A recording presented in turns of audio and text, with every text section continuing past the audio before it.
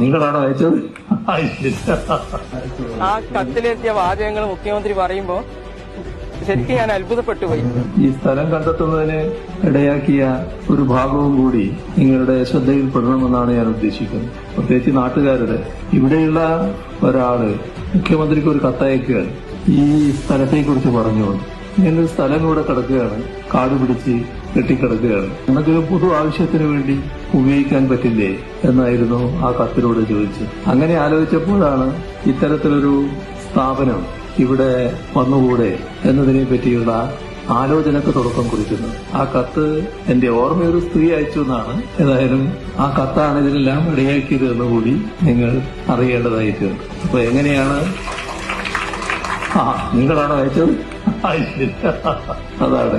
അപ്പൊ എങ്ങനെയാണ് നാടിന്റെ കാര്യങ്ങൾ പ്രാവർത്തികമാകുന്നത് എന്നതാണ് ഇതിലൂടെയെല്ലാം വ്യക്തമാകുന്നത്. അതെല്ലാം നാടിന്റെ പ്രശ്നമായി ഗൗരവമായി ആലോചിക്കുന്ന ഒരു സർക്കാരാണ് കേരളത്തിൽ ഉള്ളത് എന്നതുകൊണ്ടാണ് ഈ തരത്തിൽ അത് പ്രയോഗത്തിൽ വരാൻ കഴിയുന്നത്. കുറുവ UP സ്കൂളിൽ നിന്ന് റിട്ടയർ ചെയ്ത അധ്യാപികയാണ്.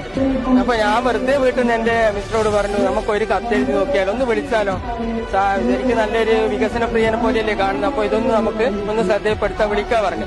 കറക്റ്റ് രണ്ടാമത്തെ റിംഗിൽ തന്നെ ഫോൺ എടുത്തു. അപ്പൊ സംഭവം എന്തെല്ലാം തന്നെ ചോദിച്ചു. ഞാനെല്ലാം വളരെ കൃത്യമായിട്ട് ഇതേപോലെ കുറെ സമയം തന്നെ സംസാരിച്ചിന്. അപ്പൊ നോക്കും പറഞ്ഞ് പിന്നെ 2 ദിവസം കൊണ്ട് തന്നെ കുറച്ചൊരാഴ്ച കഴിയുമ്പോഴത്തേക്ക് തന്നെ പത്രത്തിൽ ഇങ്ങനെ ഒരു സംഭവം വരുന്നു. പിന്നെ ഇവിടെ ഫയർ ആൻഡ് റെസ്ക്യൂവിന്റെ സംഭവങ്ങളെല്ലാം വന്നു. നിങ്ങൾ മുഖ്യമന്ത്രിക്ക് കൊടുത്തതല്ലേ, എന്തായാലും ശരിയാവുന്ന എല്ലാവരും ഒരേ സ്വരത്തിൽ പറഞ്ഞു. എനക്കും അത് എന്റെ സ്വപ്ന സാക്ഷാത്കാരത്തിന്റെ ദിവസമാണ് ഇന്ന്. ആ കത്തിലെത്തിയ വാചകങ്ങൾ മുഖ്യമന്ത്രി പറയുമ്പോ ശരിക്കും ഞാൻ അത്ഭുതപ്പെട്ടു പോയി.